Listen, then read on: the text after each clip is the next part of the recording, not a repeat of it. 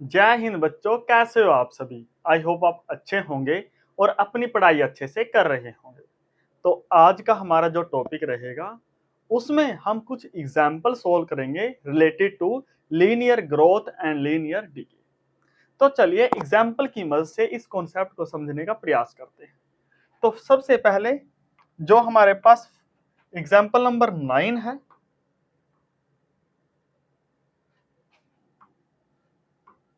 उसमें ये है the cost of a journey is given by the linear function c of t equal है 100 plus 60d। ये है where c indicates total cost in rupees. c क्या represent करता है? Total cost. एंड जो d रिप्रेजेंट करता है वो डिस्टेंस ट्रेवल इन किलोमीटर।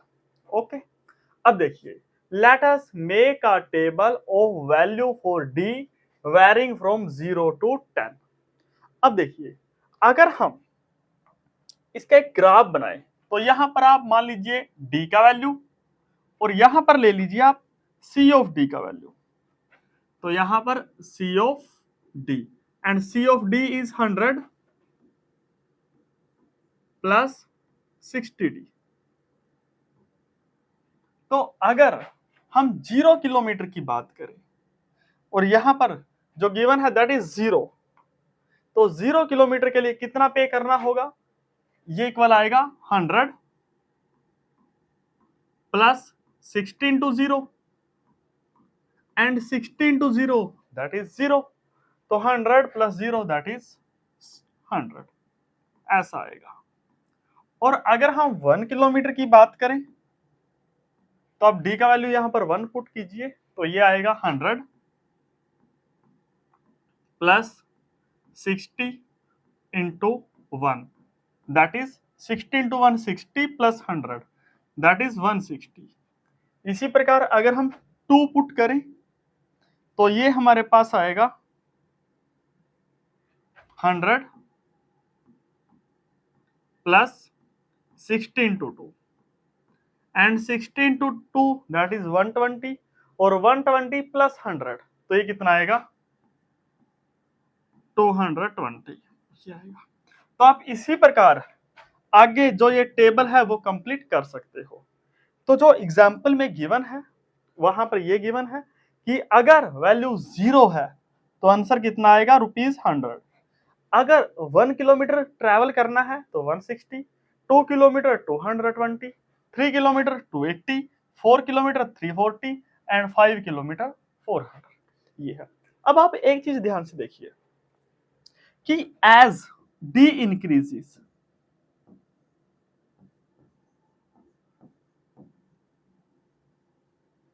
अगर जैसे जैसे यहां पर d इंक्रीज हो रहा है क्या वैल्यू ऑफ c वो इंक्रीज हो रही है? यस। तो as d increases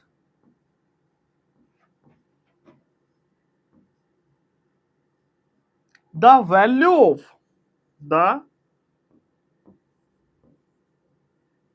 value of c is also increases।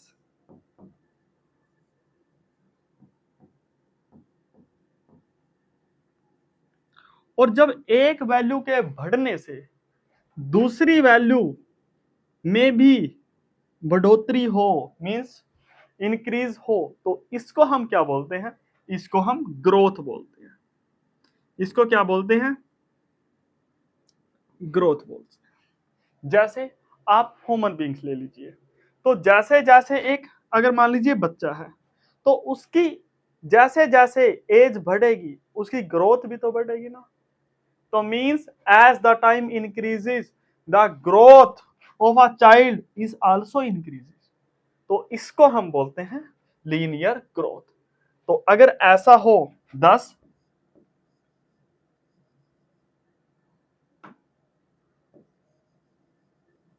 C of D represent linear growth,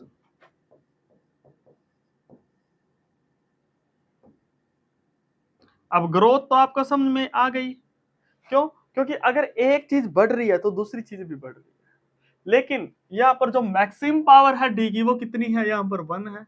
और अगर किसी की मैक्सिमम पावर 1 हो तो हम क्या बोलते हैं, वो इक्वेशन है जो वो लीनियर है। तो इसी प्रकार इसको हम क्यों बोलेंगे, लीनियर ग्रोथ बोलेंगे। तो यहाँ पर है जो, let us make a table of value for D varying from 0 to 10 kilometre and show how the cost increases for every month. As the value of d increases the rupees the cost also increases। तो इसी प्रकार हम बोल सकते हैं कि जो c of d वो क्या रिप्रेजेंट करती है, this is a linear growth. अब देखिए इससे related next, what is the cost of travelling 15 kilometre. अब गिवन क्या है, हमारे पास d गिवन है एंड d इज 15 किलोमीटर, और हमने निकालना क्या है, हमें c ऑफ d निकालना है। मीन्स c ऑफ d क्या होता है, दैट इज 100 प्लस 60d। और अगर हम d का वैल्यू 15 पुट करें तो c of 15 equal 100 plus 60 into 50, तो ये आएगा 100 दैट इज 90 एंड 0, तो ये आएगा 1000। तो इतने रुपीज होंगे, this is the this answer. अब देखिए आगे है, for how many kilometre will the cost of the journey be 700 rupees. अब गिवन क्या है, अब हमारे पास जो गिवन है वो कॉस्ट गिवन है।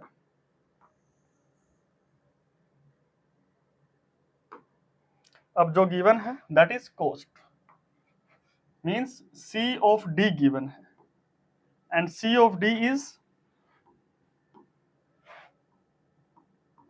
वो 700 रुपीज है। अब देखिए C of D means 100 plus 60d equal आएगा 700। तो 60d इक्वल आएगा 700 और ये उस तरफ जाकर माइनस होगा तो माइनस 100। तो 60d इक्वल आएगा दैट इज 600। तो d का वैल्यू कितना आएगा, दैट इज 600 बाई 60। और यहां पर 0 is cancel with 0 and 60 by 6 that is 6, that is 10। तो d का वैल्यू कितना आया, 10 किलोमीटर। मींस 700 रुपीज में डिस्टेंस कितना ट्रेवल करेगी, ये 10 किलोमीटर ट्रेवल करेगी। ओके, अब नेक्स्ट क्वेश्चन देखिए, एग्जाम्पल नंबर 10 है, the height of a water in a cylindrical tank is 3 metre at the start of summer. ये सिलेंड्रिकल है हमारे पास and there is a water in this cylinder।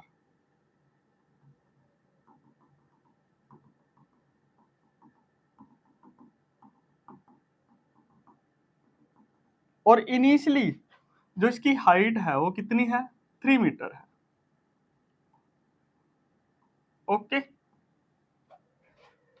अब देखिए eight the start of the summer the height h of m, यहां पर h of m आएगा। At the end of t month, height at the end of t month is given by the linear function. जो h of t है वो किसके equal आएगा, 3 minus 0.5 into T, ये आएगा। तो देखिए अगर हम इसका टेबल बनाए तो यहां पर अगर टेबल बनाए तो h ऑफ t है जो वो इक्वल है 3 माइनस 0.5 इंटू टी। अगर हम यहां पर t का वैल्यू लें,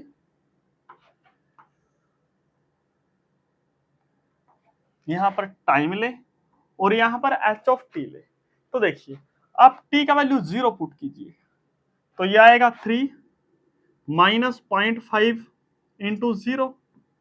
तो 0.5 इंटू 0 दैट इज 0, तो 3 माइनस 0 ये कितना आएगा 3। अगर t का वैल्यू 1 ले तो ये आएगा 3 minus 0.5 into 1 and 0.5 into 1 that is 0.5 और 3 माइनस 0.5 दैट इज 2.5। और इसी प्रकार अगर वैल्यू 2 लें तो ये आएगा 3 minus 0.5 into 2 and that is equal 3 minus 0.5 into 2, ये आएगा हमारे पास 1, तो 3 माइनस 1 दैट इज 2। इसी प्रकार आप ऐसे चलते रहोगे। अब आप मुझे ये बताइए, क्या as time increases the value of H decrease हुआ या इंक्रीज हुआ? पहले 3 था, फिर 2.5, फिर 2, तो as t increases, as t increases, h of t decreases। तो देखिए as t increases and h of t decreases, और ये लीनियरली डिक्रीज हुआ है, मींस यहां पर जो t का वैल्यू है उसकी पावर कितनी है 1 है, मींस ये लीनियरली डिक्रीज हुआ है। तो हम ये बोल सकते हैं कि this means h of t represent linear. अब जो ग्रोथ का उल्टा है, ग्रोथ में one quantity increase, second quantity also increase, but in decay one quantity increase, second quantity decrease. तो S of T represent linear decay. Decay का अर्थ ही यही होता है कि how anything decreases with time. तो ओके, आई होप आपको ये समझ में आ गया होगा।